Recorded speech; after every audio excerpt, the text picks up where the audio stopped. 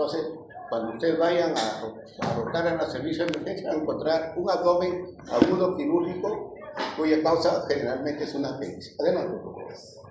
Entonces, es importante también que tengan conocimiento ustedes del código de las enfermedades internacionales, que es el CIE-10. Y el CIE-10 para apéndice es... El CIE-10 para apendicitis es K359. Para conocimiento general, la letra K, todo tiene que ver con lo que es cirugía. En el CIE-10, la letra K van a orientarse para encontrar rápidamente cuando ustedes vayan a su seguro, a ver, es necesario esto, porque si no, no lo reconocen los seguros. Entonces, tenemos acá lo que es la apendicitis. Su historia es importante también conocer la historia de una enfermedad. Es una patología que ya es conocida desde el tiempo de los egipcios. En las momias egipcias ya se encontraba, bizantinas, las momias egipcias, se encontraba una masa inflamatoria, se han encontrado masas inflamatorias en los cuadrantes inferiores derecho. Desde ahí viene esa referencia de eso.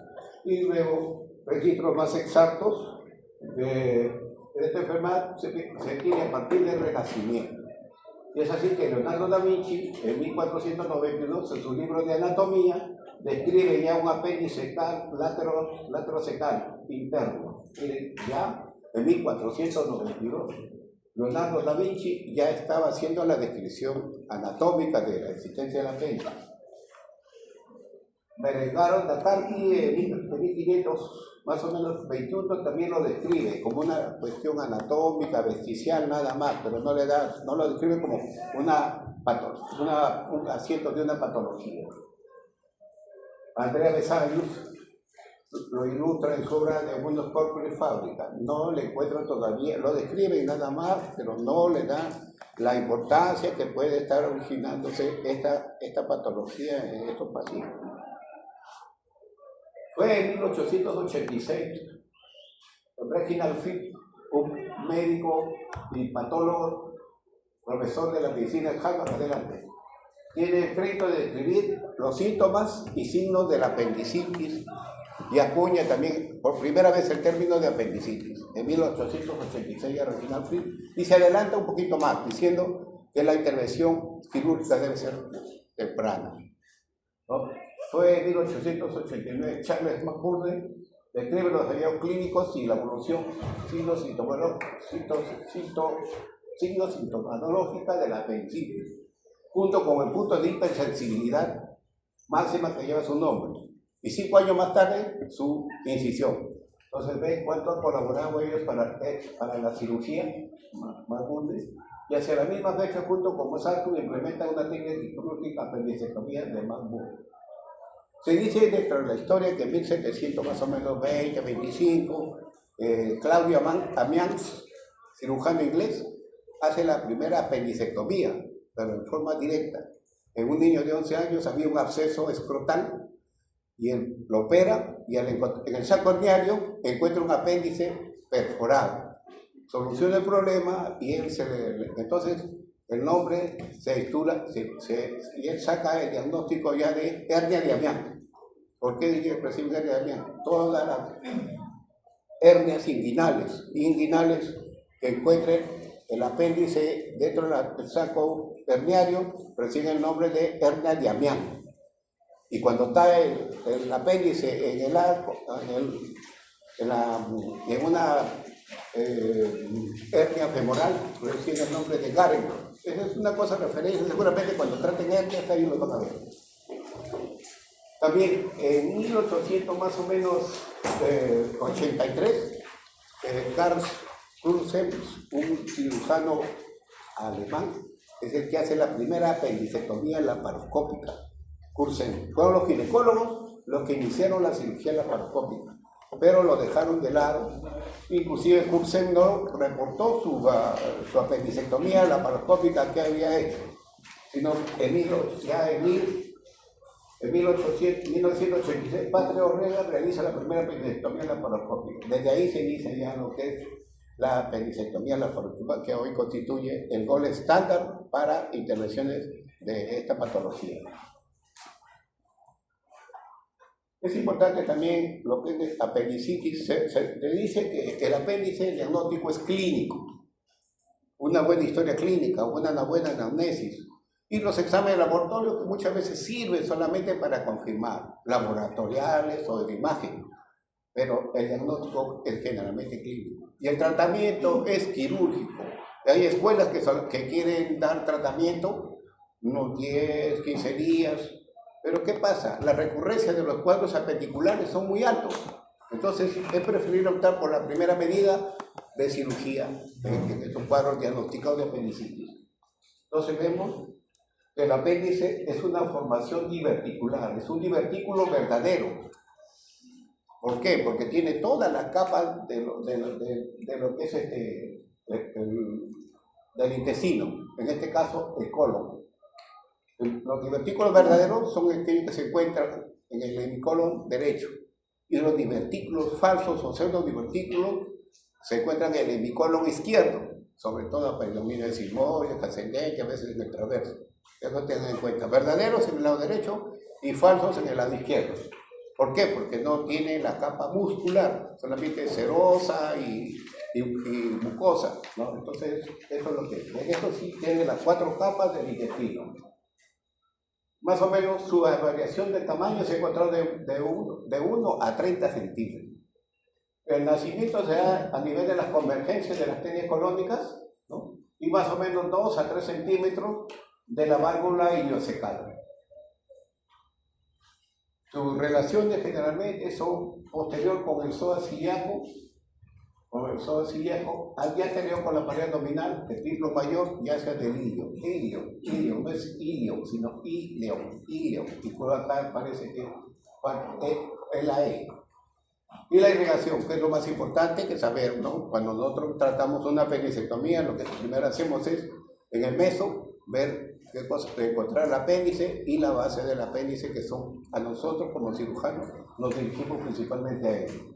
Entonces, como ven acá, la irrigación está dada por la arteria apendicular, que corre en el borde libre del meso, ¿no? Hay ramas en la cecal anterior y posterior que va a irrigar la zona de la base. Por eso, cuando hacemos una apendicectomía, tened cuidado, porque estas zonas pueden quedar así despulidas y los vasos empezar a sangrar y puede ser una complicación de una hemorragia. Entonces, como es la zona transparente, ¿no? Las venas siguen el trayecto de las arterias y desembocan pues en lo que es la arteria mesentérica superior. La irrigación, como les seguía mencionando, ¿no? La arteria apendicular nace más comúnmente de la rama cecal posterior y a la vez de la arteria ileocónica. La vena drena la vena mesentérica, los linfáticos del ciego drenan a la cadena glandular iliocecal, ileocónica.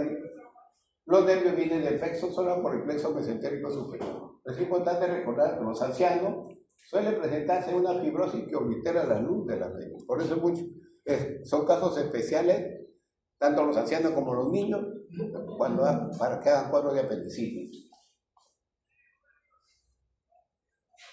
Esta patología que les decía, tiene la pared del apéndice, está compuesta por las 4 capas: mucosa, submucosa, muscular y serosa. Dentro de la mucosa es la misma que la colónica, dice la mucosa. Epitelio cilíndrico, glándulas de Iberkuhn y placas de Peyer, ¿no?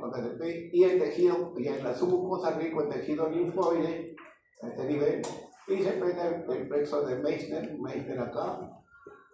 El tejido muscular formado por 2 capas, la circular interna y la longitudinal interna, y en el intermedio se encuentra el plexo de agua.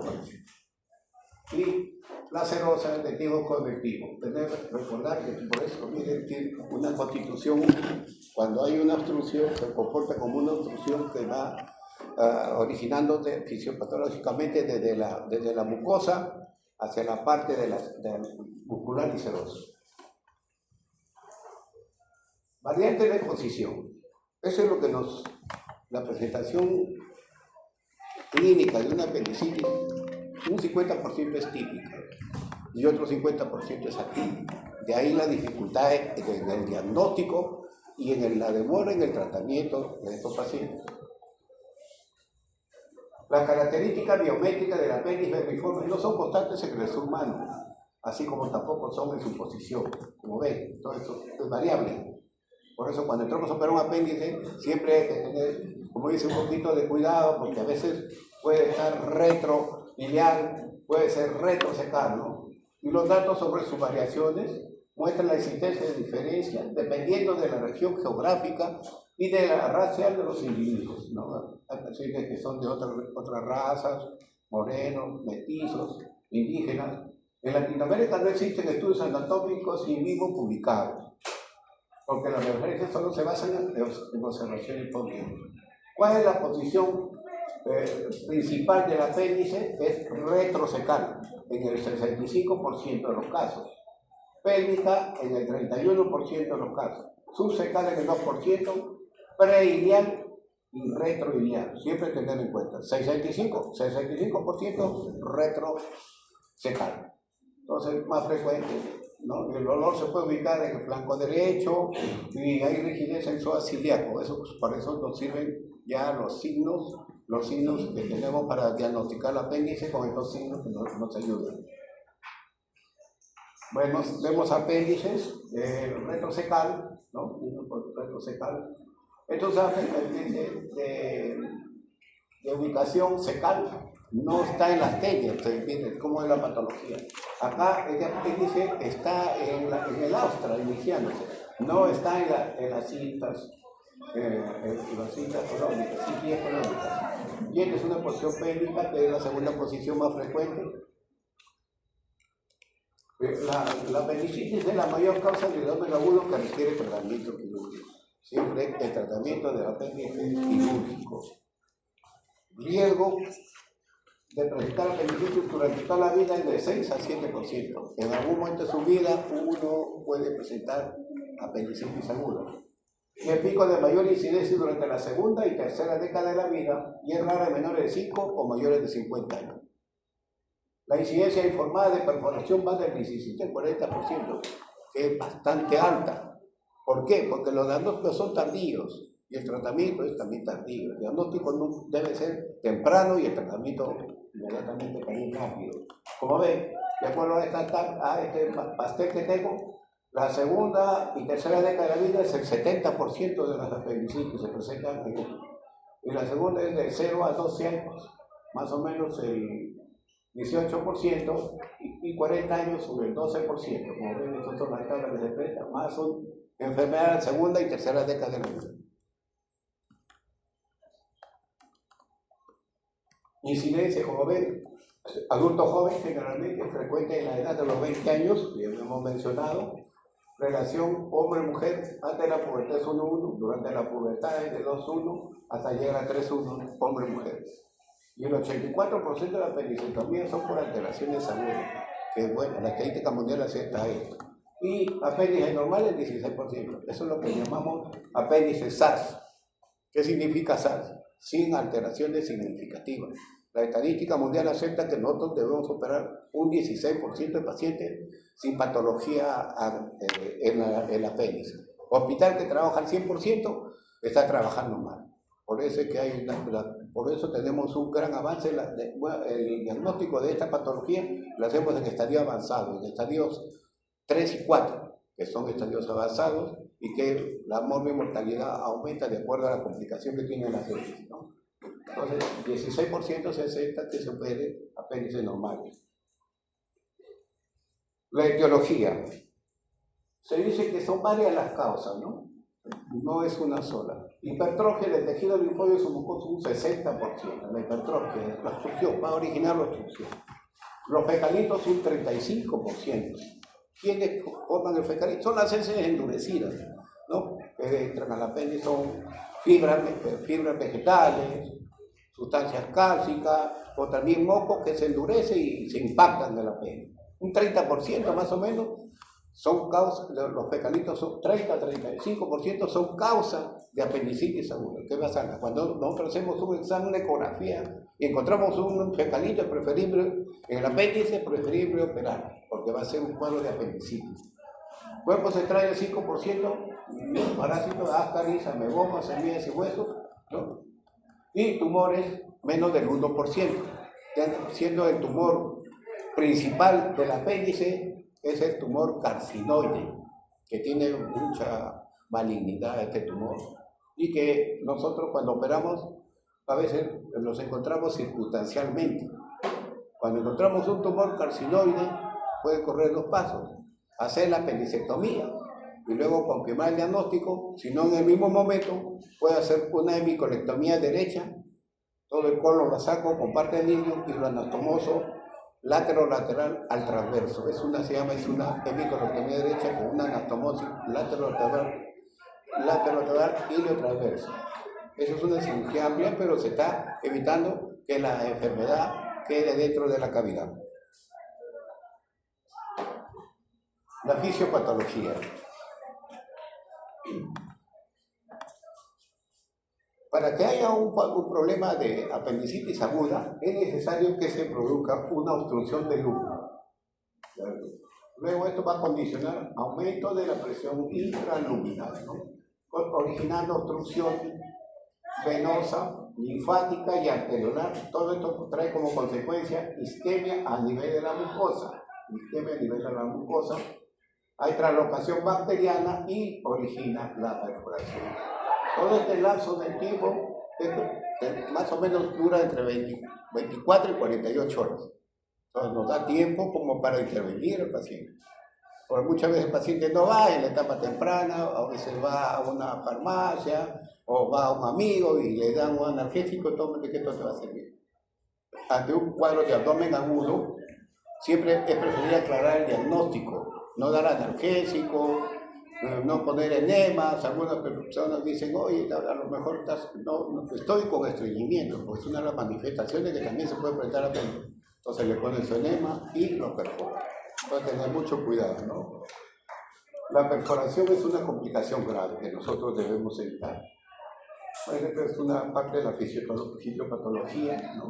También otras causas que hemos encontrado, que es el afodamiento del apéndice, ¿no? Y también un mucoso que puede presentar. Todo origina obstrucción del lumen. Este es un algoritmo de cómo es que la obstrucción del lumen apenicular va a producir estasis de secreción. Toda la secreción mucosa empieza a acumularse.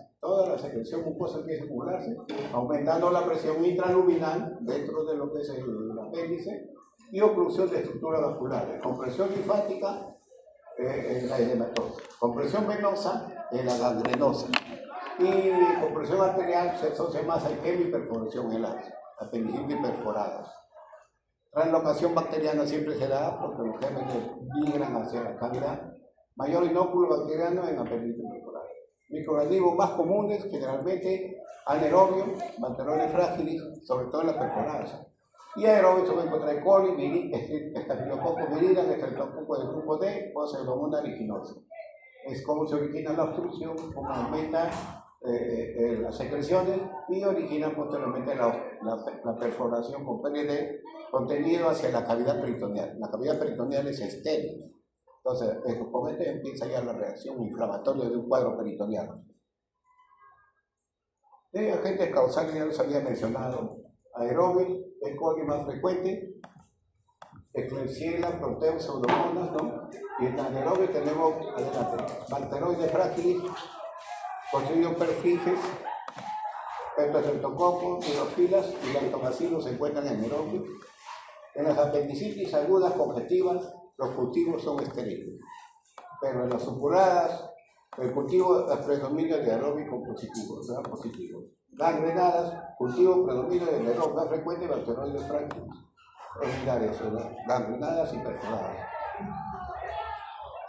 ¿Cuáles son los estadios? Son 4 los estadios de la apendicitis. Es como una manera de recordar cómo es para nosotros, como los cirujanos, cuando entramos a operar, hacemos una apendicectomía, encontramos un poquito roja el apéndice congestivo. Cuando ya hay una pequeña placa de pus o fibrina, ya está el estadio más avanzado. Entonces son 4 los estadios que no deben olvidarse, por favor. La primera es congestivo catarral, no, es la inicial. Apéndice flemonosa supurativa, gangrenosa o necrótica, esta es la necrosis, y la apéndice perforada que está acá en su orificio. la fase benigna o catarral, como ven ustedes, hay hiperemia, edema y aumenta el diámetro del apéndice, congestión, tensión, no hay compromiso de los vasos, se puede decir que es benigna, no requiere antibióticos ni drenaje. Es una cosa que el paciente se puede ir en las primeras 24 horas. La supurada o abscedada llamada así es porque ya empieza a pasar lo anterior, la hiperemia, la tensión, la congestión, el edema, se agrega el exudado purulento, ¿no? Ya la nata de fibrina empieza a aparecer, ya las bacterias están llegando a la cerosa y el epíplo empieza a cubrir. El mecanismo defensivo en todo cuadro o no, o sea, que sucede dentro del abdomen, el epíplo tiene una función defensiva de robar la zona inflamada. Engloba la vesícula, engloba el apéndice y las perforaciones que hay también forman ahí una defensa. La gangrenada es la tercera etapa, ¿no? Todo lo que es las placas supurativas, ya recién empieza a haber compromiso con la arteria pendicular. La gangrena significa muerte, gangrena es muerte de tejidos, gangrena y necrosis, ya significa que ya no hay, la irrigación vascular está venida menos. Y la última, que nosotros debemos no llegar a ello, generalmente se está operando como es de 17 a 40%, que es bastante alta, ¿no? Y eso aumenta los costos de hospitalización, la economía de los pacientes, aunque ahora hay cobertura sí, pero los hospitales como están vendidos menos, los antibióticos muchas veces tienen que ir el paciente o los familiares a comprar. Esta es la parte que nosotros no debemos llegar, perforación o los sitios de necrosis, ¿no? Y el epíplo se adhiere para sellar la perforación. En esta etapa, el apéndice, muchas veces si nuestros pacientes que llegan a los hospitales son pacientes del tema pobreza, su mecanismo defensivo, su parte inmunológica está venida menos. Entonces a veces el epíplo no cubre bien, que hace que esta perforación se convierta en una peritonitis localizada o en una peritonitis difusa. Cuando es localizada, generalmente está en un cuadrante, pero ya cuando es difusa o generalizada, está en 2 o 3 cuadrantes, es una peritonitis difusa. Adelante. Y también, recordar también que acá, en esta etapa, se puede formar el plastrón. Este plastrón más o menos se forma a partir del 3.º a 5.º día. Entonces también hay un plastrón que se forma y uno cuando examina al paciente la posibilidad de esto va a encontrar una pequeña masa inflamatoria. Entonces, si que el paciente no presenta manifestaciones clínicas de fiebre, malestar general, decaimiento, fiebre, todas estas cosas, signos de obstrucción, el paciente puede continuar con su tratamiento médico. Pero si el paciente se empieza a descomponer, empieza a hacer trastornos de conciencia, malestar general y todas esas cosas, le preferiría optar por la cirugía. Entonces, si es el plastrón caliente, intervención inmediata. Si es plastrón frío, se espera hacer la apendicectomía diferida, más o menos de 8 a 12 semanas, la apendicitis de intervalo o la apendicectomía diferida que se llama. Entonces siempre el manejo del plastrón siempre es una especie, también dependiendo de la experiencia del cirujano. Los cirujanos jóvenes muchas veces quieren entrar, al querer solucionar este plastrón que es una masa compacta, rígida, al querer hacer la disección de las asas, muchas veces establecen fístulas intestinales, fístulas secales. Entonces tener mucho cuidado en esto, preferible seguir, como se dice, la experiencia de, si tengo una masa o un plastrón bastante, como se dice, duro, compacto, lo dreno nada más. Y la apendicectomía se puede hacer posteriormente. Esta es una apendicitis con una perforación distal generalmente a la obstrucción. Este es un fecalito, ¿no? Así es como está la masa. La apendicitis ya se ha clasificado, ¿no? Agudas no complicadas como la congestivo catarral o la supurada o flemonosa, y la apendicitis complicada es la gangrenada o necrótica o la perforada. Son 4, son la presentación, las primeras 2 son no complicadas y las gangrenadas y las perforadas son las complicadas, estadios avanzados de la pena. Cuadro clínico. Como les decía yo, el 50% de los pacientes ya presentan una clásica secuencia visceral somática, un 50%. Entonces, ¿dónde está el otro 50%? No presenta este tipo de, no hace esta presentación clínica, la presentación atípica, por eso ya está el criterio del cirujano, el criterio del clínico para definir que estamos ante un cuadro de abdomen agudo quirúrgico. Entonces, son 2 fases, una fase visceral o prodrómica y una fase somática. Entonces, la fase visceral o prodrómica, ¿no?, se caracteriza por la clásica secuencia cronológica de Murphy. ¿Qué es lo que tiene la fase cronológica de Murphy? Dolor epigástrico que puede ser visceral, difuso, persistente y continuo, ¿no?, localizado siempre en el derecho del abdomen. Hay anorexia, ¿no?, hay apetito, náuseas, vómitos, fiebre, elevación no más de 1 grado en ausencia de perforación. Esta sintomatología sí lo podemos encontrar, ¿no?, el 50%, pero tener en cuenta también que hay otro 50% que no lo vamos a encontrar. La fase somática, la segunda fase, ya es la fase donde ya hay mayor respuesta del organismo ante esta noxa intraperitoneal. Esta se inicia casi siempre al cabo de 4 a 6 horas. Tenemos una latencia de presentación de la etapa prodrómica, más o menos 6 horas. Muchas veces para el diagnóstico de la enfermedad no lo determinamos en ese momento. Dolor generalmente es en el cuadrante inferior derecho del abdomen, punto margón en el 100% de los casos. Siempre vamos a encontrar el dolor abdominal, siempre en el punto más vulnerable, cuadrante, el 100% de los casos se va a encontrar. Vamos a encontrar dolor de gran intensidad, definido, radiado al testículo. Generalmente, cuando usted en los exámenes de residencia siempre le ponen en un cuadro de abdomen agudo quirúrgico por apendicitis, ¿se puede presentar dolor testicular? Sí se puede presentar, por si acaso, ¿no? Es una pregunta que le pueden hacer. ¿Hay dolor en el testículo frente a un cuadro de apendicitis agudo? Sí hay. El dolor es al contacto del apéndice con las terminaciones nerviosas del peritoneo parietal. El peritoneo es una capa muy rica que absorbe la bacteria, el mecanismo defensivo, celular.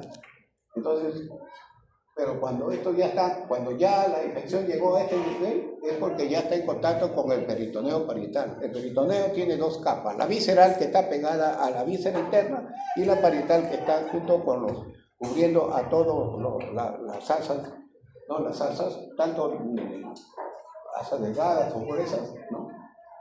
Es importante ver que pues, el dolor siempre se asocian con el movimiento, la tos o cambio de posición, etcétera, del paciente. Nosotros cuando tenemos ciertas dudas hacemos que se pare y se caiga sobre los talones, entonces todo eso para poder encontrar los signos clásicos de apendicitis.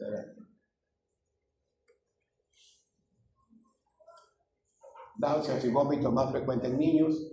Constipación puede ser alteración del ritmo evacuatorio, ¿no? A veces algunos hay estreñimiento, otros tienen diarrea, ¿no?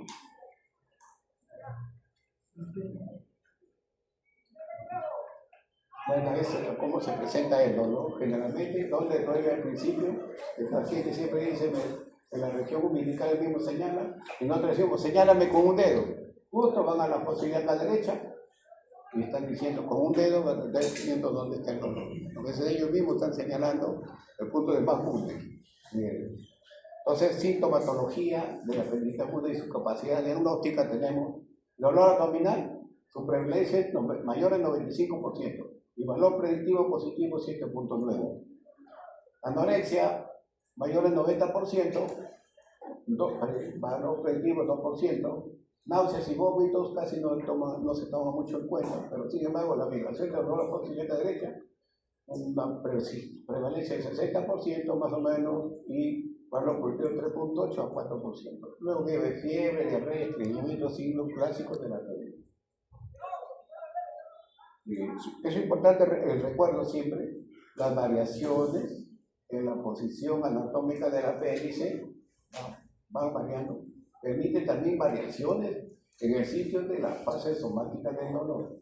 El dolor va, si tenemos un apéndice en fosa ilíaca derecha, vamos a encontrar dolor en fosa ilíaca derecha. Si es un apéndice retrocecal, dolor en flanco o retrocecal, aquí tenemos un apéndice retrocecal, ¿no? Si tenemos un apéndico, dolor en región suprapúbica, un apéndice en posición retroiliar debajo del ilio, retroiliar o posiliar, hay dolor testicular, ¿no? Eso es un recuerdo que debe tener siempre. Los signos clínicos de la apendicitis también son importantes. Esto ya los estarán refiriendo sus profesores, porque ya usted ya tiene, creo que cerca de una semana. Bueno, el signo de Blumberg se describe como al palpar la fosa ilíaca derecha, con los dedos, con los pulpejos de dedos, hacemos una compresión profunda y luego hacemos un retiro rápido, que se llama descompresión.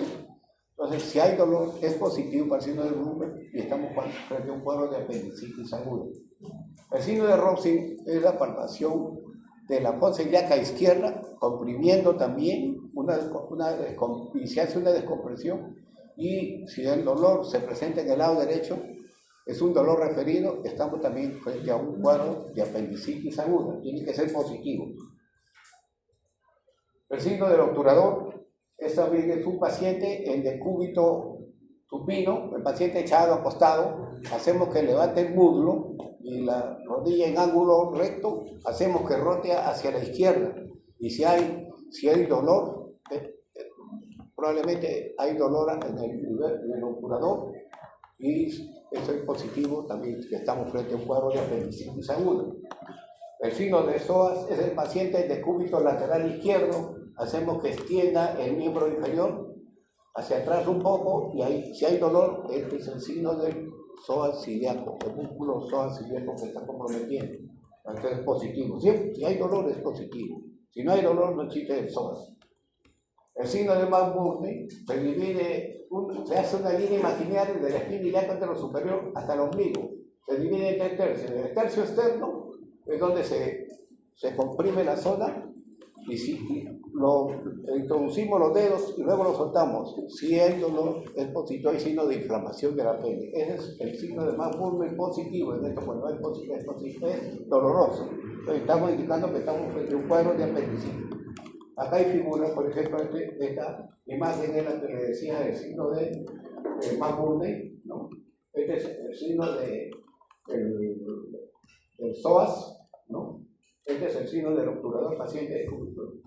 Este es el Blumberg y este es el Robson. Robson, obturador, el psoas ilíaco, y McBurney. Esos figuras Blumberg, de descompresión. Y eso ya lo están haciendo seguramente ustedes con sus alumnos. Yo con mi alumno hemos hecho ya principalmente eso.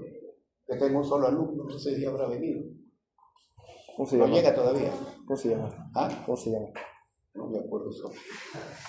El que estamos recién y no hizo el seminario conmigo. No, él no. No está mi alumno, ¿ya ves? Bueno, no olvidar el tacto rectal, que es importante eso. Cuando van a hacer este procedimiento, cuando hay un dudoso, hay algún diagnóstico dudoso en nosotros, hagámoslo en presencia de alguien más. No lo hagan solos. La revisión de la parte genital siempre a veces representa un tabú. Y explicarle lo que le vamos a hacer al paciente. Señora, le vamos a hacer un tacto rectal. Explíquenle.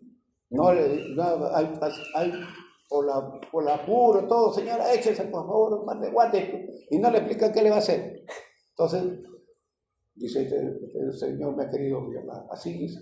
Entonces son problemas médicos, legales, que muchos de nosotros hemos tenido problemas porque no le avisamos lo que debemos hacer, ¿no? Entonces siempre comuniquen. Esto es importante porque nos ayuda a diagnosticar, sobre todo en las mujeres, que el diagnóstico es un poquito difícil por la patología ginecológica que tiene el asiento, ¿no? Entonces, en la ecografía de Suiza ayuda el diagnóstico de los pacientes con sintomatología dudosa. No, siempre el tacto rectal es importante, no se puede olvidar. Como decían nuestros cirujanos viejos, nuestros cirujanos mayores, Decían, antes que meter la pata, mejor es meter el dedo, por si acaso, ¿no? Entonces eso es importante. Pero meter el dedo hay que meter la pata, ¿no? Pasó desapercibido un paciente quirúrgico, ¿cómo quedan ustedes? Los deprimimos a veces, cuando no diagnosticamos un apéndice a tiempo. Entonces, son simplemente por pequeñas cosas como son exámenes que son necesarios. También, si no estamos seguros de hacer este examen, pues lo llamamos al ginecólogo. Hospitales que tienen especialidades, siempre, mientras más interconsulta, es mucho mejor. Ustedes se cubren, se protegen de los problemas médicos legales que ahora estamos inmersos nosotros. Entonces, vamos a encontrar con un simple dato rectal, muchas veces llegamos al reflejo peritoneal, del fondo del saco de Douglas. Se puede llegar a palpar y se palpa a veces masas inflamatorias. En una mujer podemos tocar inclusive la zona de los anexos, y o si no palpar el útero, y que es doloroso, nos va a dar un diagnóstico. Entonces, es importante esto de examen, no lo obvien, ¿ya? La escala de Alvarado, pues, cirujano chileno que quiso colaborar. Muchos cirujanos son muy estudiosos, investigadores. Entonces te ideó una escala de puntuación clínica que se utiliza para el diagnóstico de apendicitis aguda, basada en los síntomas, signos y análisis de laboratorio. Entonces, dentro de los síntomas que ellos consideran está la migración del dolor, que le da una puntuación de 1. Anorexia, una nota de 1. Náuseas y vómitos, 1. Dentro de los signos tenemos dolor en fosa ilíaca derecha, 2 puntos. Ya la diagnóstica, de hecho, el 100% en la zona de fosa ilíaca derecha, algún rebote, el Blumer, 1 punto. Fiebre, 1 punto, pero que no sea más de 39. Leucocitosis, 2 puntos. Desviación a la izquierda de los neutrones, 1 punto. El total de los puntajes es 10 puntos. Como ven, algunos problemas, pues, puede haber una apendicitis sin leucocitosis. Entonces la escala va fallando, que puede ser 2 puntos, ahí perdemos, no tenemos ni 1 punto. O puede ser que en algunos pacientes no tienen anorexia. Tengo pacientes que están comiendo normalmente. Entonces, pero cuando el dolor ya ha pasado 24 horas, pensar ya que algo está sucediendo intraabdominalmente. Y hemos operado, encontrado un apéndice ya en posición retrorrenal, o sea, peritoneal. Miren esa posición en que se encuentra. Entonces hemos tenido que operar al paciente. Bueno, de 1 a 4 puntos, baja probabilidad. De 5 a 6 puntos, hay una leve probabilidad. De 7 a 8 puntos ya probabilidad de apendicitis es más alta, como probabilidad alta. Y de 9 a 10 puntos ya certeza ya de apendicitis aguda. Esta es la escala de Alvarado que nos sirve. Acá vamos a ver una tabla, ¿no? Cómo es el manejo. Lo que nosotros utiliza siempre es importante para nosotros, sobre todo si nos encontramos en sitios alejados, nos puede ayudar bastante. Como les decía, de 1 a 4 puntos es improbable, pero sin embargo, se observa al paciente y luego de 2 horas se vuelve a aplicar la escala, ¿no? Y si disminuye el dolor, el puntaje disminuye, entonces se la da alta al paciente, ¿no? Debe hacer su revaloración, puede ser otra enfermedad que no sea quirúrgica. De 5 a 6 puntos ya es posible apendicitis. Entonces, ya el paciente debe quedar en observación, ¿no? Y a las 6 horas nuevamente realizar una evaluación de la escala y también ya empieza a pedirse otra ultrasonografía, otra ecografía o otro examen que nosotros creemos conveniente, ¿no? Y el resultado sigue siendo el mismo después de 2 horas, no calma el dolor, el paciente sigue así con esa manifestación, preferible optar por la parte quirúrgica, ¿no? Que no está dentro de lo que el margen que se espera del 16% de apéndice sano. De 7 a 8 puntos ya es probable apéndice. Se valora o valoración por el cirujano y programar para cirugía. De 9 a 10 puntos ya es una apendicitis, pues, preferible evitar cirugía inmediata. Esta es lo que la escala de Alvarado, que nos ayuda mucho en el diagnóstico de una apendicitis de fuera de esta escala. El laboratorio también es importante. Nosotros generalmente en nuestro hospital tenemos la suerte, es un hospital nacional, 3-1, y casi contamos con la mayor parte, porque últimamente hay escasez de los productos, los insumos, los reactivos, los medicamentos, pero de todas maneras no olvidar siempre nuestra vía de manejo que tenemos que utilizar en estos pacientes. Como es el hemograma, vamos a encontrar, un hemograma siempre es importante, al pedirlo primero. Estos varían con edad, pero vamos a encontrar la leucocitosis de 10.000 a 18.000. Si encuentro uno de mayor de 15.000, probabilidad de apéndice 70%. Solamente yo ya estoy pensando en ese caso. La ausencia no descarta el diagnóstico, como lo sigo mencionando. Una orina completa, patológico, un 20%, siempre descartar la enfermedad del tracto urinario, sobre todo en mujeres, muy frecuente, ¿no? Enfermedad de función renal, glucosa úrica, creatinina, para ver cómo está la creatinina, ¿no? Leucocitosis, maleutrofilia, alta probabilidad de apéndice en el 90% de los casos. Un hemograma normal no descarta el diagnóstico de apendicitis. Otro estudio que nosotros sí lo tenemos en cuenta y lo estamos haciendo es la proteína C reactiva, la que se incluyó cuando vino el COVID. Ahí recién se sacó la proteína C reactiva, que es una proteína que se eleva en los estados de inflamación o necrosis que hay en el organismo. Importante en su evaluación de escala de riesgo de apendicitis aguda. Si yo tengo una leucocitosis con un PCR elevado, que puede ser de 3 a 5, o lo normal es hasta 1 miligramo por decilitro, entonces si yo tengo de 3 a 5 y una leucocitosis de 10.000, estoy ante un cuadro ya de apendicitis aguda. Eso es lo que se viene trabajando actualmente. Y ojalá que se hagan trabajos más orientados a esta patología. Como el laboratorio también, en las mujeres en edad fértil siempre debe pedirse la hormona gonadotropina coriónica, porque podemos estar frente a un estado, a una gestación en la mujer, ¿no? Hay que solicitarlo, pues no voy a hacer que estamos operando, ¿no? Yo operé a una señora, pero de vesícula, y parecía un cuadro de tipo quirúrgico, pues yo opté por, hice la vesícula y después notamos que la señora estaba gestando. Me buscaba para ver, porque antes operamos con alotano, no segurando, entonces pensaba que el niño iba a nacer con alteraciones, ¿no? Pero no, la fue cirugía rápida y ahora el paciente es un ingeniero, entonces fue la cirugía de cuadro, pero no puede ser. El uranálisis dice solo si se tiene síntomas irritativos, sobre todo en la persona, en la dama, pero no descarta la apendicitis. Puede tener una infección urinaria y también asociada a un cuadro de apendicitis, por si acaso, más sobre todo en damas. Otros estudios ya de imágenes que nos permiten ahora en la actualidad acercarnos ya al diagnóstico.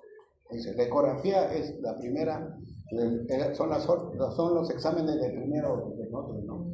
Es operador dependiente. ¿Qué significa? Depende de la habilidad del radiólogo, del ecografista, ¿no? Sensibilidad 78 a 83% regular, especificidad 83 a 93%. Siempre primera opción, como lo estoy diciendo, a todo paciente que viene con cuadro de abdomen agudo, solicitarle siempre una ecografía. Yo creo que todos los centros hospitalarios ahora se encuentran con un ecógrafo que puede ayudarnos a diagnosticar. ¿Cómo es un apéndice normal? Imagen tubular ciega, laminada, menor de 7 milímetros de diámetro, que al efectuar una máquina de compresión abdominal con retroactor ecográfico, siempre hace una compresión profunda, ¿no? Y se define. El diámetro normal de la pared el diámetro normal de la pared del apéndice es 6 milímetros. Ya por encima estamos pensando que ya está haciendo un proceso inflamatorio, un cuadro de apendicitis. Y la pared 2 a 3 milímetros. Esto lo describen los mismos, ¿no? los mismos radiólogos, ¿no? Entonces, ¿qué hallazgo vamos a dar en un cuadro de apendicitis aguda, ¿no? Aumento del diámetro apicular de la mayor de 7 milímetros, ¿no? Y apéndice ya no es compresible, porque ya está inflamado, así que se queja fuertemente. Aumento del grosamiento de la pared, pérdida de la estratificación mural, ¿no? De la capa, sobre todo mucosa, inflamación, aumento de señal del Doppler por hiperemia. En el primer inicio hay hiperemia, congestión, tensión. Inflamación de la grasa media pedicular, grasa hiperhemogénica, ¿no? Contenido Puede ver, yo son los apendicolitos que siempre se encuentran, ¿no? Engrosamiento del ciego, difuso focal, adenopatías en la región iliocecal menores de 1 centímetro, eso es lo que se ve, es lo que es una ecografía abdominal. Patológica, en este caso sí, este es lo que se encuentra en una ecografía, como le llamo patológica. Otro estudio es la tomografía axial computarizada, ¿no? Con estándar para hacer diagnóstico preciso, sobre todo cuando hay diagnóstico dudoso. La ecografía muchas veces no te ayuda, entonces preferible optar por una tomografía en el centro hospitalario que hay, ¿no? Porque ya cuando vayan ustedes a provincia solamente hay que contestarse con su ecografía nada más, ¿no? Pero si puede referirlo a hacer una tomografía, que es lo más complejo. Sensibilidad viene 90-100%, el diagnóstico, especificidad 91-99%. Un resultado negativo hace descartar el diagnóstico de apendicitis aguda. Estoy pensando en un cuadro de apendicitis aguda, lo mando, me hace la tomografía y me dice no es apendicitis, un 80-90% sigue este diagnóstico. Contrastado, generalmente toda tomografía debe hacerse con contraste. Lo podemos hacer sin contraste, pero no define claramente las estructuras internas. Entonces hacemos con contraste y diámetro de apéndice mayor, que están informando de una patología, visualización de la periconditis, extracción de la grasa y aumento de la vasculación a nivel periapendicular. Acá estamos en el apéndice, un fecalito, el apéndice inflamado y inflamado. ¿Cuáles son las ventajas de la tomografía? Precisión en el diagnóstico, eso sí, 90%. Disminuye la tasa de exámenes indeterminados, ya no tengo por qué estar pidiendo otro tipo de exámenes. Y identifica el apéndice en el 80-90% de los casos. Rápidamente nos ayuda el diagnóstico. Desventajas, exposición a radiación ionizante. Muchas veces a las mujeres embarazadas no le piden tomografía con contraste, porque le va a hacer tanto, pues también su acción es ionizante, entonces va a producir fenómenos teratogénicos en el niño. Y necesidad de contraste endovenoso. No solamente se le hace tomar la sustancia de contraste. El paciente está con náuseas y vómito, muchas veces en un cuadro de apendicitis, le hace tomar su sustancia de contraste y se le pone movimiento venoso. Entonces, es bastante, ¿cómo se puede decir?, molesto para el paciente. Bueno, apéndice anormal ya identificado con un apendicudito y el proceso inflamatorio que se encuentra, mayor es el gol estándar ahora para el diagnóstico de apendicitis, ¿no? Su costo todavía mantiene un poco elevado. La radiología de abdomen no tiene mucha utilidad, solamente para cuadros de obstrucción o otro tipo de patología, ¿no? Yo en 5% de los casos logra ver un apendicodito calcificado, ¿no? En una posición casi.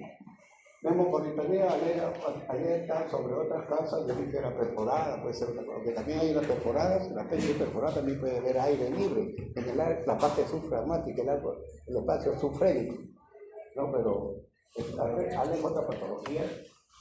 Y la resonancia magnética también es un estudio bastante caro, ¿no? Sensibilidad del 97% y especificidad del 95%.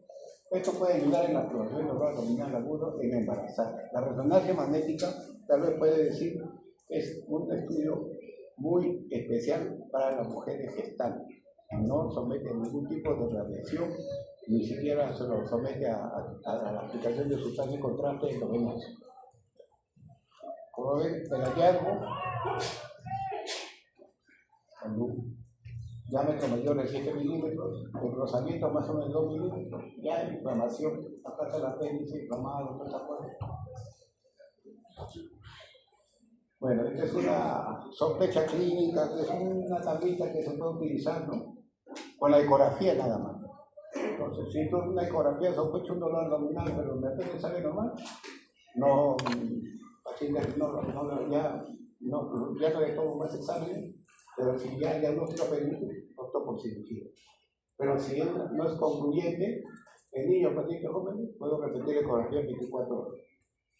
Si no, se va a adelantar. O si no, también puede pasar a cirugía si se comprueba. Pero cuando ya no es concluyente, se puede tomar también, si después de la ecografía no fue concluyente, entonces pasa a tomar una tomografía. Y solamente en mujeres gestantes tomo la resonancia magnética. Apendicitis complicada, sí puedo tomar una tomografía computarizada. Ahí va. Ahí tenemos los diagnósticos erróneos de apendicitis. Bueno, bien, a pesar de los exámenes que nosotros hacemos, los pacientes, los de estudio de imágenes, que están sofisticados, están ahorita, sin embargo, el uso de la ultrasonografía, de la tomografía, la tasa de diagnóstico erróneo sigue aún constante, 15%. Imagínense, todavía es alto. Y el porcentaje de diagnóstico de erróneo de apendicitis es más alto en el sexo femenino, en el masculino, 22.2% contra 9.3%. Y la tasa de apendicectomías erróneas en mujeres en edad fértil o reproductiva es del 23.2%. Miren, a pesar de todos los estudios de imágenes que vemos nosotros, siempre hay márgenes de error. La tasa siempre es alta de este tipo. Diagnóstico diferencial siempre es muy florida el diagnóstico diferencial de apendicitis aguda. De ahí nuestra preocupación de cómo se presenta esta enfermedad. Puedo tener una obstrucción intestinal y puedo estar semejando un cuadro de apendicitis, porque también el apéndice, cuando es un plastrón, puede debuta como un cuadro obstructivo. La insuficiencia en el adulto, colecitis aguda también, cuando es hay apéndice que hemos encontrado en la región subhepática, debajo del hígado, hasta el apéndice. Se confunde como la colecitis aguda. La úlcera péptica perforada, aunque la presentación es diferente, cuando es una úlcera péptica se corren dolores lacerantes, un dolor fuerte, intenso, ¿no? Adenitis mesentérica, ¿no? Generalmente hemos operado nosotros en nuestros tiempos del siglo pasado muchas adenitis mesentéricas. ¿Por qué? Porque se inflaman las adenoides del mesenterio, los linfáticos, y simulan masita y se inflaman. El divertículo de Meckel, ¿dónde se encuentra ubicado? Sería bueno saber. Más o menos siempre entre más o menos a 90 centímetros, que es en el ilio, a 90 centímetros de la válvula ileocecal. Es un divertículo de Meckel, también puede ser una diverticulitis. El divertículo de Meckel se confunde con un cuadro de apendicitis. Diverticulitis apendicular colónica, nosotros hemos encontrado divertículos en el colon derecho, calzadero, y la pancreatitis también que simula un también.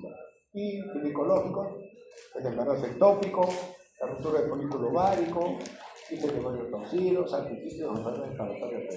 Nosotros, por ruptura del folículo ovárico, sin nombre de medio mes, cuando hay ruptura del folículo de Graf, hay sangrado en algunos momentos, y este sangrado puede producir irritación peritoneal, ¿no? Pero ese es un peritonismo. No olvidar las manifestaciones clínicas de un peritonismo que se puede prestar por un proceso inflamatorio, pero que no hay un sustrato orgánico como una apendicitis, una colecitis, una pancreatitis. Eso sí, puede ser peritonitis. El peritonismo es una acción refleja, nada más. Y tenemos también la parte médica, miren, que confunden la parte médica, gastroenteritis, muchos pacientes van allá, tienes una gastroenteritis, tómate esto para esto, entonces las neumonías basales también muy derechas, se caracterizan por presentar las adenitis mesentéricas, ¿no? Entonces, neumonía, la adenitis terminal, enfermedad de Crohn, enfermedad inflamatoria, y la cetoacidosis diabética es una complicación muy frecuente que también hemos operado. Nosotros tenemos un paciente que llega con una cetoacidosis diabética, lo encontramos con un abdomen en tabla, y muchas veces por la poca experiencia decimos, este paciente está haciendo un cuadro peritoneal. No, son los cuerpos cetónicos que se llegan a los músculos y producen este tipo de contractura, ¿no? Abdomen y tal. Entonces es importante el diagnóstico diferencial. También el diagnóstico diferencial de apendicitis en niños, ¿no? Frecuente entre 6 y 10 años, pueden ser con diarrea y la diarrea de leucocitosis, aumento de la PCR, de todas las causas de infantilidad, púrpura de Charey de noche, en jóvenes adolescentes, gastroenteritis, cólicos nefríticos, con aceite, y varones, torsión testicular y epidemitis. No olvidar, siempre examinar al paciente, siempre descubierto hasta las lesiones inguinales, porque también puede haber una hernia atascada, ¿no? O también una epidemitis que puede estar originando un cuadro similar al apéndice, o también una torsión testicular que puede pasar desapercibido. En mujeres viene cistitis, embarazo ectópico, cólico hemorrágico funcional y endometriosis. Adulto mayor, enfermedades biliares, siempre la colecitis es la primera causa, obstrucción intestinal, la isquemia mesenterica, un cuadro catastrófico de pacientes, sobre todo que sufren de corazón o tienen valvulopatías, ¿no? O pacientes con ateromas y la pancreatitis aguda, ¿no? Son casos en el músculo bien florido, como le digo. De ahí el grado de confusión que nosotros tenemos en este tipo de patologías. Bueno, el tratamiento ya les he dicho que es quirúrgico. El tratamiento puede ser de dos tipos, ¿no? Antes nosotros en el siglo pasado que éramos cirugía abierta, éramos expertos con todos los tipos de cirugías abiertas. En la actualidad ya ha sido la cirugía convencional o abierta, ya está siendo desplazada por la laparoscopía, pero no significa que sí. La laparoscopía no resuelve los casos. Hace poco, el día de ayer, hemos tenido un cirujano que empezó con vía laparoscópica y como ha encontrado una serie de cosas, tenía que convertir. El convertir en un paciente que está operando para una pérdida, y si tiene algún problema de falla de mecánico, falla de ese tipo, convertir. Eso no es cobardía, no es que uno se sienta mal, sino que es preferible optar por cuidar la vida del paciente. No como querer hacer solucionar el problema 4 o 6 horas, no, mejor yo muy bien. Entonces es importante la cirugía, son los criterios ahí del cirujano. Mientras la experiencia es muy fundamental de los cirujanos. ¿Qué hay que hacer con estos pacientes? Empieza la preparación preoperatoria. ¿Qué significa? Estoy preparando al paciente, solicitando todos sus análisis prequirúrgicos y al mismo tiempo lo estamos hidratando, le estamos haciendo la preparación hídrica, porque estos pacientes generalmente les gusta la enfermedad pulmonar y se descompresan, hacen acidosis, hay que compensar, hay que tener la terapia urinoterapia estricta, luego se instala la terapia antibiótica de amplio espectro, siempre de amplio espectro. Eso es lo que más necesitamos. Entonces, tenemos un cuadro de pacientes con tos en la derecha. Lo importante es que el diagnóstico le dice que es la historia clínica, una buena historia clínica y un examen físico muy minucioso. Entonces, de mujeres a veces, por ejemplo, lo que ya le habíamos mencionado, la hormona, el llamado toxina condiómica, ¿no? Que tiene que ver más que con la constatación, y de consulta ginecólogo con ultrasonografía. El hombre generalmente el diagnóstico es claro, no mucha hielo, el señor tiene un cuadro de abdomen agudo, localizado fácilmente que está apendicitis, clara y contada. Entonces, un hemograma completo, velocidad de sensación, PCR también, examen de orina, etc. No puede llegar a ¿no? Cuando ya el diagnóstico es claro de apendicitis agudo, el cirujano lo llama. Generalmente el diagnóstico de un paciente que va al hospital pasa en un triaje, y ese triaje decide, esto es un dolor abdominal. Mandámoslo a que lo vean primero los clínicos. Y el clínico muchas veces dice, vamos a preparar. Cuando ya está preparado, supuestamente, lo mandan al cirujano para que haga la interconsulta y los pasos. Entonces, muchas veces no sucede así, muchas veces pasa de frente, ¿no? Oye, si nosotros revisamos, pero si bien lo confirmamos, cuando aquí, si no es, yo regreso a mi paciente, lo recibo al tratamiento, si no, ya no recibo el verborreico, ¿no? Le inicio con antibióticos, analgesia, y así yo tengo el diagnóstico claro, el paciente está que se queja de dolor, y le calmo con una anestesia, porque ya sé que va a entrar a ser operado. Si es una apendicitis aguda, un antibiótico de amplio espectro, la penicilina es impactante, puede ser acetrazona, puede ser otro tipo de una quinolona, también puede ser el metronidazol también, que se pueden administrar la dosis única, pues es alguna. Pero cuando es peritonitis, utilizar ya la combinación de ampicilina sulfatan, metronidazol, el 3 antibióticos se pueden administrar a la dosis terapéutica, por desgracia. Aquí puede ser dosis profiláctica. ¿Alguna pregunta que puedan hacer? Si hay alguna duda, por favor lo pueden hacer. ¿Ya? La quimioterapia, generalmente esto se utiliza más en apendicitis perforada, que siempre se hacen los cultivos se deben hacer. Para la bacteria gram negativa, predomina siempre todo va a encontrar la Escherichia coli. Y con el cistitis, Escherichia coli. Entonces, pseudomonas, pseudomonas, klebsiella, citrobacter, enterobacter, cernácea. Bacterias gram positivas, enterococos, estreptococos y estafilococos. Son los que se encuentran en lo que es el estudio inmunológico. El tratamiento profiláctico es importante porque siempre te va a dar una seguridad a ti para que prevenir la infección de la herida operatoria. ¿No? Vamos a prevenir un antibiótico profiláctico de este paciente. Estoy sospechando que puede ser una apendicitis catarral. Entonces, han visto una dosis, tanto la catarral como la supurada, para prevenir la infección de la herida operatoria. Entonces, no olvidar que es una sola dosis.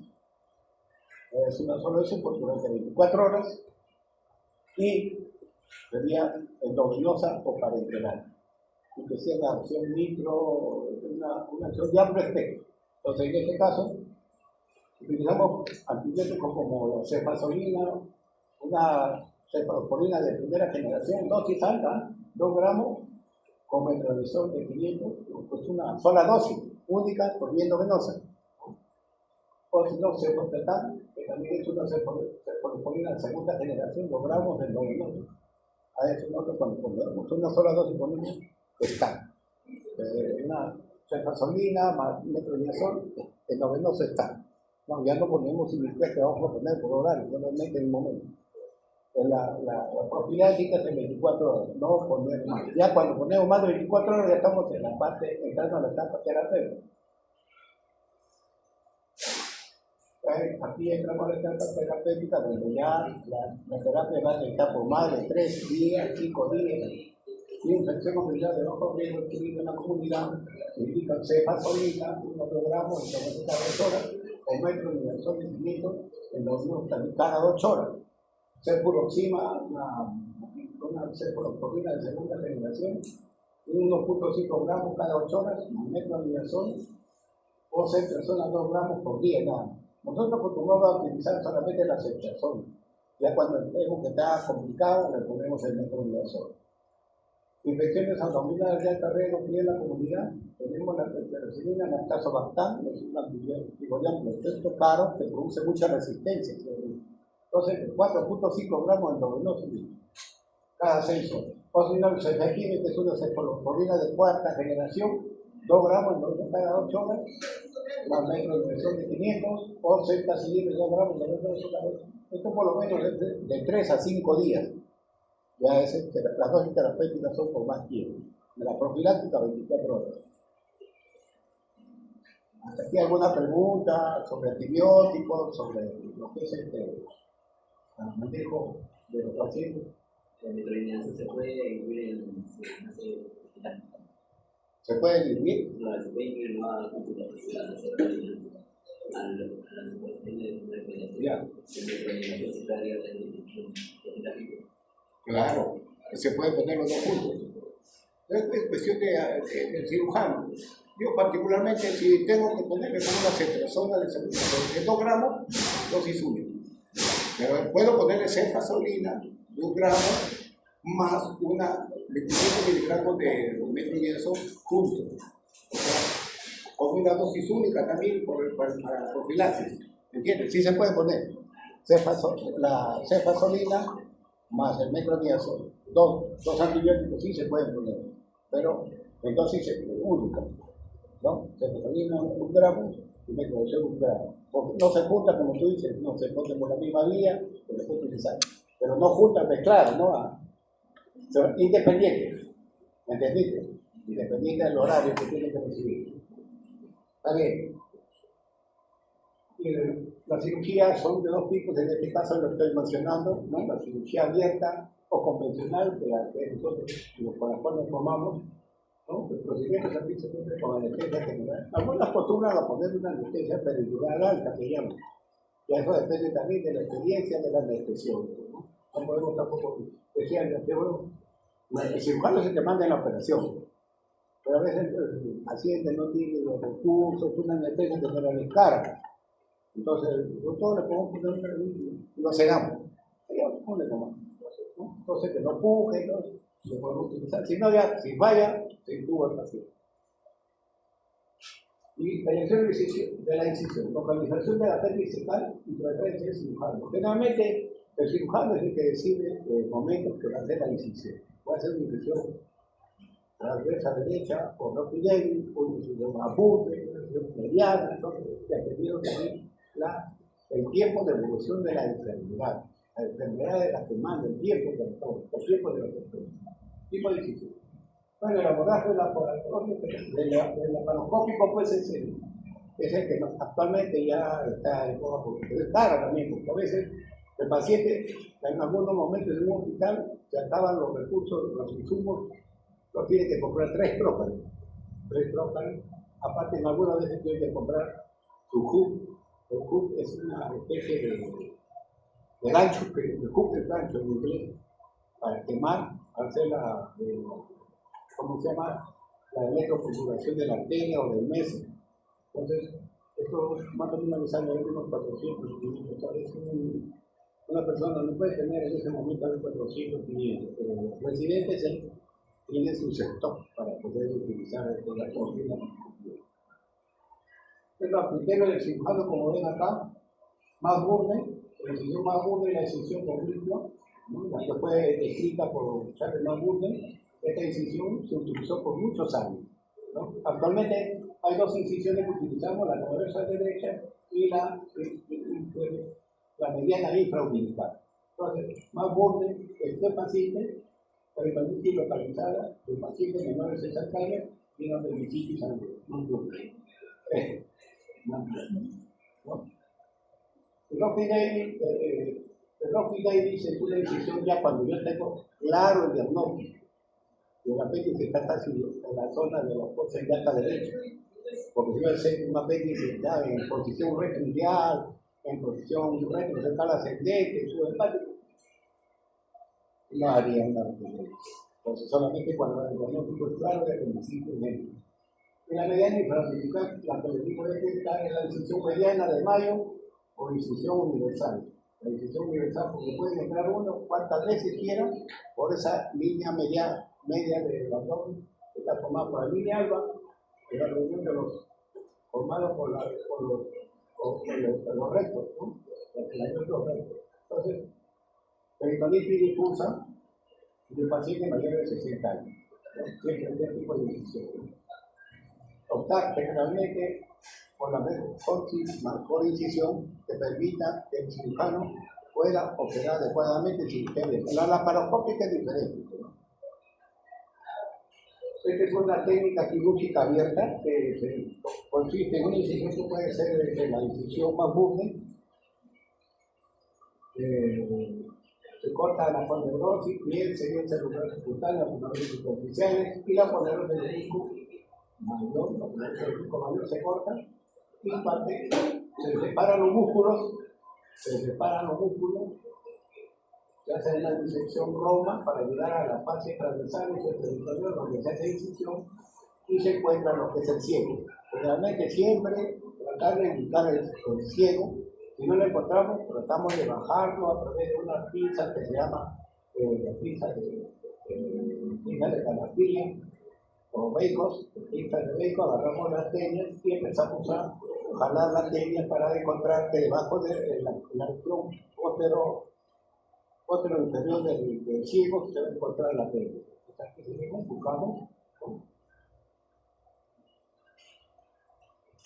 ¿Cómo encontramos ya el ciego? Ya lo encontramos acá. Nunca agarrar con la mano las estructuras intestinales. Siempre, aparte de los guantes que tienen talco, pueden poner los cuerpos extraños, es el camino a las adherencias. Entonces, por eso agarramos algo, por ejemplo, con una masa, o si no, nosotros lo agarramos con pinzas. Esa pinza, como decimos, esa pinza de canastilla o bacon, que permite agarrar. Ubicamos la zona del apéndice, lo esterilizamos y hacemos una identificación del beso por su arteria, el apéndice en su base, lo fijamos la zona de la punta con una pinza Kelly, o sea, anulada. Entonces, aquí estamos exteriorizando, miren cómo es una apéndice supurada.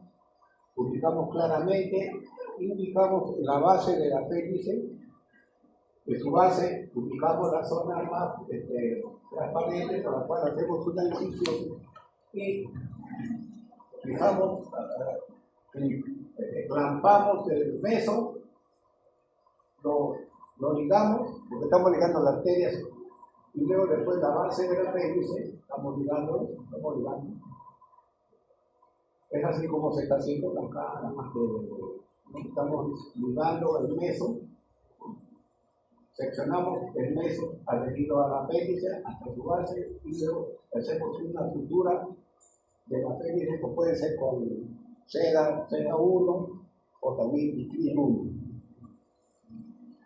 Entonces, así como queda la apendicectomía, hacemos nuestra ligadura, hacemos una pequeña compostancia con una pinza azulada o también una Kelly, ¿no?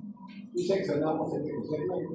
Después de la ligadura, no hacemos careta. En algunos cirujanos acostumbran a hacer careta, nosotros hacemos camellón libre. Lo dejamos así, le hacemos un compostaje con alcohol helado o electroculturamos con el electrobisturí y nos permite tener una cirugía arreglada, ¿no? Seccionamos con el bisturí, también lo quemamos con el electrobisturí y al mismo tiempo estamos ligando. No hacemos imaginación de mundo, solamente cuando la base del apéndice está gangrenado, reforzado, perforado, es preferible hacer una jareta o un punto en Z para fijar. Esta zona no es friable y puede formarse posteriormente una fístula cecal, una fístula estercorácea que llama. ¿Por qué se llama fístula estercorácea? Porque son fístulas que tienen conexión con el ciego y por la cual van a drenar sustancia fecal, por se llaman estercoráceas. Aquí tenemos cierre de la pared abdominal, según esto es de cirujano peritoneo y músculo. Generalmente nosotros cerramos peritoneo y la fase transversal del cielo cerramos. Los músculos los ocultamos nada más, pero la parte importante del abdomen que nunca hay que dejar abierta es la aponeurosis. Cuando no cerramos la aponeurosis, son la causa fundamental de las evisceraciones o las evisceraciones o las hernias incisionales. Siempre cerrar la capa de aponeurosis. Puede quedar libre el peritoneo, los músculos, todo, pero la aponeurosis siempre es cerrarla. Siempre cerrarla. Entonces, el peritoneo no es útil. Al criterio del cirujano, bien, cierre todos los pacientes con alta vena de infección, cierre con puntos separados, puntos PAC que a veces llaman, puntos de colchonero, el paciente con bajo riesgo, cierre intradérmico, y lo hacemos poco, no salvo que sea un paciente con una apéndice congestiva, una supurada, porque es que la infección, la contaminación, después de una apendicectomía es bastante alta. De por sí el paciente tiene una predisposición de 4%, de 4 o 5% de herida limpia, asociada a una infección, a una apéndice inflamada, aumenta la tasa de infección de la herida operatoria. Entonces nosotros nos cuidamos de estos cierres, no los hagamos intradérmicos, porque cerramos por completo la herida. ¿No? Simplemente lo hacemos con puntos separados y estamos bien haciendo una buena cirugía. Uso los drenes, también es importante, los drenes, y ustedes lo han visto que hay muchos pacientes que tienen sus drenes contra abertura, generalmente no dejamos por el herida operatoria, ¿no? En la apendicitis de su fase, miren, la congestiva y en la gangrenada y en la circular y la gangrenada, hay limpieza y lavado de la cavidad, no dejamos drenar. En el estadio 1, 2 y 3 se hace lavado, limpieza y lavado de la cavidad, y no dejamos el cierre, nada de primario. En el apéndice ya cuando está perforado, o sea, hay que tener cuidado, lavado de la cavidad y dejar drenar. El apéndice peritonitis también lavado de la cavidad y dejar drenar. ¿Qué tipo de drenes? Pueden ser tubulares, drenes laminares, o si no, el Jackson Pratt, este es un drenaje especial cerrado negativos de presión que aspiran, y son caros, y más o menos no baja, un Jackson Pride debe estar pues 150, más o menos 170, y son costosos, pero con un simple tren tubular, con un tren perrón, salva uno el momento de estos casos. A veces hasta si no hay tren, podemos dejar hasta un guante, que sean estériles también. Todo lo que sean ahí, usted tiene que ser estéril. Bueno, esto es lo que les mencionaba, el gol estándar para nosotros ahora en apéndice es la cirugía laparoscópica de apéndice, ¿no? Consiste en una cirugía de 3 trócares, uno de 10 y 2 de 5, puede pedirlo también el cirujano, puede ser 2 de 10 y 1 de 5, pero generalmente se inició con 1 de 10 y 2 de 5. Uno en el ombligo, otro le pide de acá, digo en la fosa ilíaca izquierda, y otro 2 centímetros del pubis, 3 trócares, y que se escribe claramente bien lo que se ve en la parte del ciego, ¿no? En sus ventajas, en el diagnóstico, nosotros cuando tenemos un diagnóstico dudoso podemos indicar una laparoscopía. Entonces la laparoscopía contribuye mucho al diagnóstico, que no es dudoso. Entonces nos ayuda al diagnóstico que puede ser otro tipo de patología. Ventajas en la intervención, rápidamente, hacemos la peritectomía con los equipos que tenemos nosotros, ¿no? Con ventajas también tenemos que, yo digo, las complicaciones. Menos complicaciones hay en la técnica, porque estamos mirando, no hay cosas residuales, no hay hemorragia, no hay perforación inadvertida que pueden pasar, ¿no? Y rápidamente el paciente recupera su actividades físicas a las 24 horas, el paciente ya está haciendo sus cosas, menos dolor operatorio. Entonces, la ventaja económica es que el paciente no se queda mucho tiempo en el hospital. Eso es un ahorro para el paciente. Ya esto tiene que ver, la curva de aprendizaje para una laparoscopía tiene que seguir una curva de aprendizaje del presidente y los mismos asistentes hemos seguido curvas de aprendizaje, ¿no? Posición del paciente siempre en posición de cúbito ventral, en posición de equipo quirúrgico tenemos esto sí necesitamos una enfermera instrumentista o cualquier personal técnico lo puede hacer, ¿no?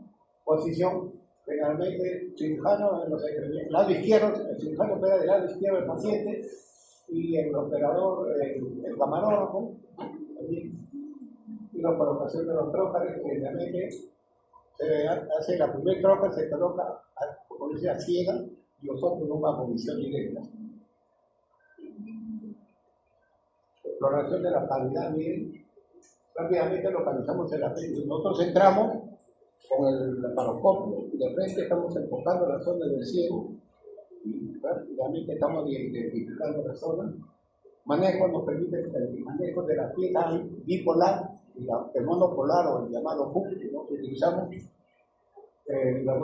Las ligaduras generalmente se hacen de dos tipos intracorpóreos, nudos intracorpóreos o extracorpóreos, porque tenemos pinzas especiales, bajanudos para hacer la base, y el lavado de la cavidad también lo hacemos bajo visión directa y hacemos la versión de la sustancia. Extraemos el apéndice fecal en una bolsa para evitar la contaminación de la cavidad, que puede ser en un guante o en otro de nuestros inicios, algunas veces lo hacemos en un preservativo. Por si acaso, por el tamaño del apéndice puede fácilmente salir por un preservativo. Entonces aquí tenemos, miren, esta es una cirugía de apéndice con sutura mecánica. Sutura mecánica. ¿Por qué? El laparoscopio rápidamente enfoca la zona del ciego, ubicamos las tenias, se utiliza a través de un grafter o un clinch y una pinza Maryland que son ya adecuadas para este tipo de cirugía. Se diseca la zona del apéndice, porque es una posición retrocecal, se hace la disección Roma, que se llega a Roma, solamente hacemos la decoración de la zona de forma moderada, no tan fuerte, y levantamos el apéndice, fijamos el apéndice, fijamos también la cirugía La peña, ubicamos la apéndice, ¿cómo le identificamos? Entonces, todas estas pinzas son pinzas adecuadas para la sutura mecánica. Como la apendicitis que les había dicho convencional, hacemos un orificio en la zona de la base, igual también hacemos un orificio para que pueda entrar el stapler. El stapler viene de la estructura mecánica, hace el corte y la sutura automáticamente del apéndice, ¿no? Y también del meso. Miren, aquí cómo va quedando con la estructura mecánica. Esta estructura bastante cara, esta estructura mecánica, no baja de 3.000, más o menos 3.000 o 4.000, solamente el instrumental. Acá ya hizo la sección y ligadura, ¿no? Ahora agarramos el meso, nuevamente hace la corte y ligadura del meso. ¿Cómo queda? Se coloca en un dedo de guante y se trae por el ombligo. Son 3 cortecitos pequeños que quedan como si no hubiese tocado al paciente. Entonces, eso es lo que ahora se hace actualmente con lo que es la cirugía laparotomía. Esto nos ha permitido un gran avance, ¿no? Bueno, la antibioterapia y lo que es la permanencia postoperatoria también es importante para nosotros. Congestiva y flemonosa. Bueno, ese antibiótico es la ampicilina con subaltán. Está indicado, nosotros utilizamos, pues puede ser también ampicilina con ácido clavulánico, o si no, solamente cetrazona, ¿no? Dependiendo del antibiótico que encontramos. Alta en el primer día, la gangrenosa, también utilizamos una 5 metronidazol combinado, alta en 48 horas. Si el paciente es alérgico, el lunacin es ampicilina, es una penicilina. Entonces, si el paciente es alérgico, se cambia por una quinolona, ¿no? Quinolona, ciprofloxacino, que puede ser más frecuente de 200 y 400 miligramos que se puede utilizar, más metronidazol, el alta en 48 horas. Cuando ya está complicada, se puede utilizar 3 antibióticos, por si acaso, no solamente los 3 antibióticos. La ampicilina subaltán, el metronidazol y la mitacina. Alta en 72 horas. Pero ya el peritonitis cambia. Cuando no está séptico, el paciente puede utilizar los 3 antibióticos, alta a partir de las 72 horas. Pero si es cirugía abierta, muchas veces es preferible que se quede más días. De 3 a 5 días le dejamos nosotros, porque a veces una guía, un protocolo de uso de antibióticos en este tipo de pacientes, más o menos de 3 a 5 días, se le da alta y continúa en su casa hasta completar por lo menos a 8 a 10 días. No siempre, no dejar que a su casa se vaya sin antibióticos. Y cuando es séptico, es un meropenem que indica, ¿no? Que también está indicado en este tipo de pacientes. Esas veces con el uso del meropenem, estos pacientes muchas veces van a una unidad de cuidados intermedios, porque esto tiene que ser monitorizado el meropenem. Complicaciones preoperatorias, miren, perforación apendicular es una complicación mayor.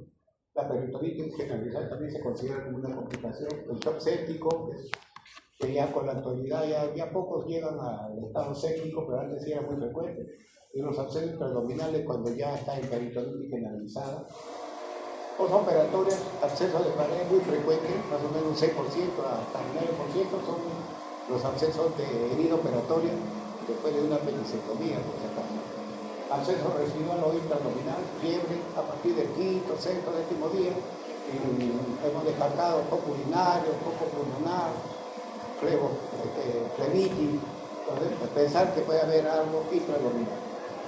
Hemorragia, pues, cuando no se ligó bien la arteria cística, le dijimos al interno que cierre, haga tu nudito, lo hizo un mal nudo, se dejó y quedó goteando y hace un hemoperitoneo, que es una cosa severa, que puede cambiar la vida del paciente. La fístula estercorácea que les dije, estercorácea, es una fístula de colon que tiene buen pronóstico, cierra muchas veces con buena nutrición, no hay necesidad de cirugía. La peritonitis puede resultar porque puede haber un acceso, que muchas veces se encuentra necrosis del cielo, en una apendicitis gangrenada, necrosada y que ha estado subseroso. Apéndice subseroso significa que está bajo de la serosa del ciego. Y al necrosarse el apéndice, necrosa la pared del cielo, por eso se encuentra necrosis del cielo. Es una cirugía que hay que cerrar el cielo con puntos totales y dejar drenes tubulares para que si el cierre es potable y si hay fuga, salga por ahí el contenido intestinal. Lactantes y niños pequeños son casos especiales que se ven también. Nosotros antes operábamos a los niños, antes no había cirujanos pediatras, bueno, en mi tiempo, lo que estoy diciendo, porque son más o menos 40 años, ¿no? Y la presentación muy similar a la preteritis de los niños. Está con cólico, está con dolor, niño no duerme, hasta tarde el diagnóstico con 100% de lactantes. 70 y menores de 2 años y 50% de menores de 5 años. Bastante la perforación. Causa el diploma corto, es mayor mortalidad de los niños. Niños menores de 4 años no presentan abdomen interno porque todavía sus órganos, sus tejidos están recién en desarrollo. El síntoma más frecuente es enfermedad química, irritabilidad, irritable, no duerme, fiebre, vómito, diarrea, infección de la cadena, el paciente está en una posición antártica.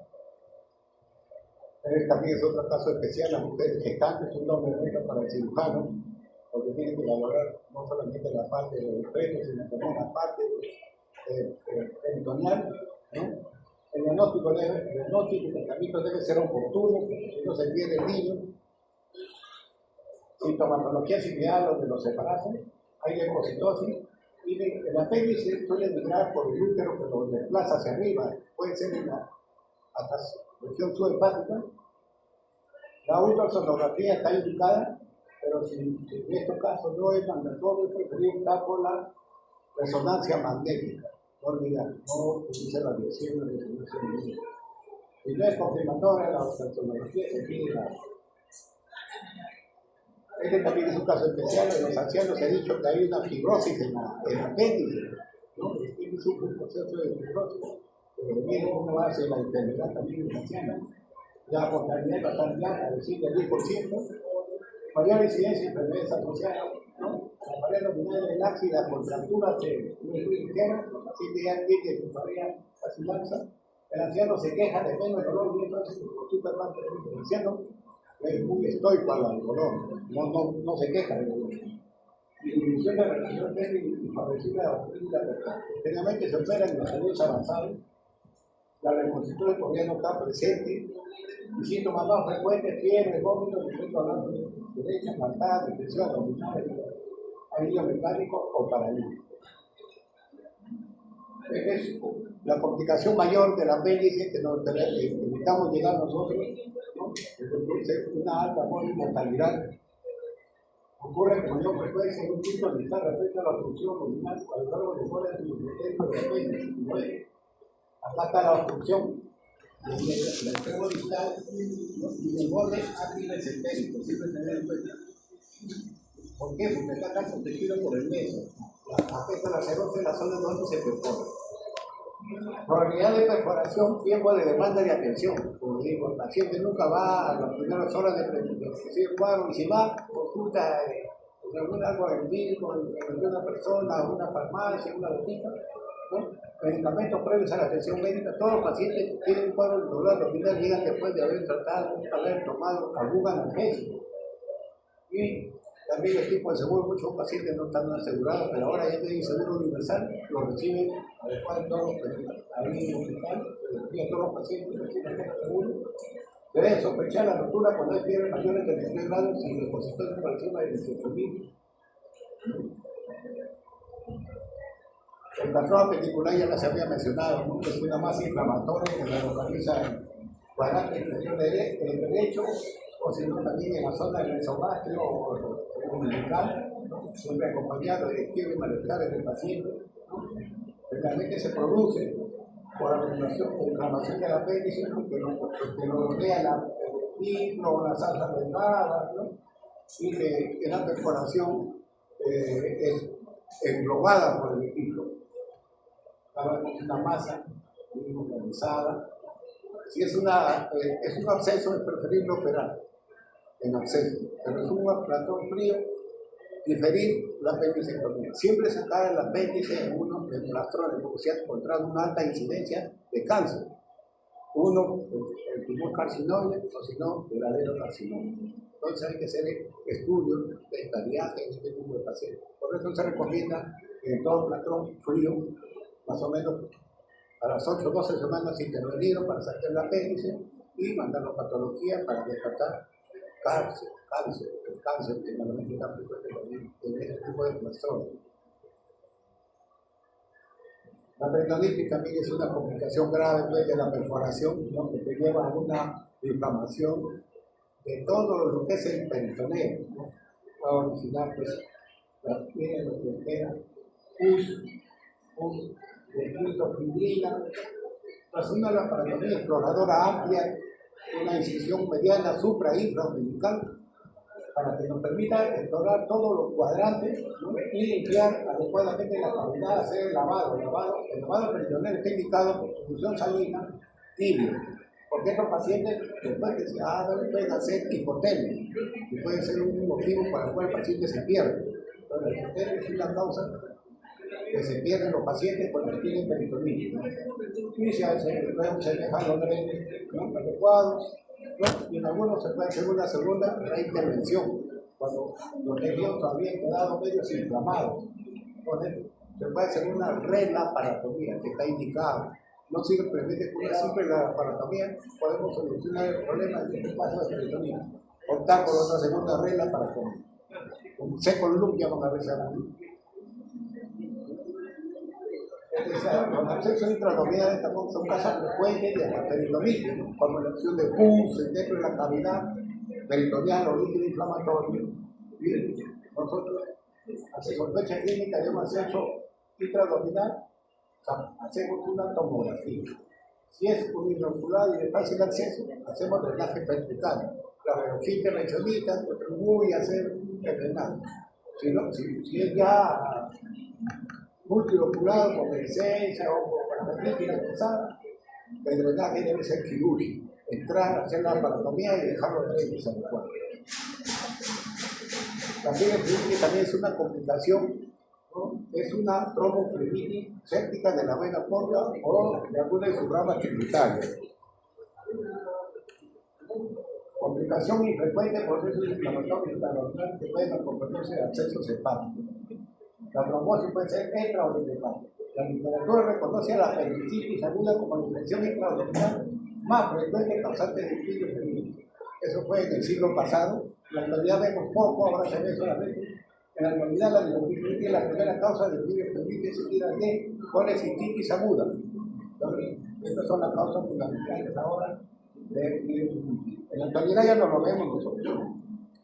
Y por último, es una complicación postoperatoria en la infección del sitio operatorio, una ISO 1, una ISO superficial. Vamos a encontrar una zona enrojecida, con el edema, y al abrir la herida va a drenar secreción pulmonar. Esta herida se puede presentarse a nivel de la piel y tejido celular subcutáneo y aún a 30 días después de la intervención quirúrgica. El drenaje turbulento, aislamiento patógeno, se debe hacer aislamiento patógeno. Hemos visto que hay dolor, inflamación, muchas veces causa de fiebre también. Entonces siempre abrir la herida operatoria, ahí no cosa de. Y generalmente el diagnóstico lo hace el cirujano. En el momento el cirujano que opera tiene que evaluar su paciente. Entonces, esta es una de las complicaciones que también se presenta en un porcentaje bastante alto. Por eso es que la administración de antibióticos profilácticos nos va a ayudar a controlar la tasa de infección de la herida operatoria. ¿Por qué? Porque eso puede condicionar a una dehiscencia, a una evisceración y posteriormente a una eventuación abdominal. Hasta aquí, ¿alguna pregunta? ¿Algún comentario?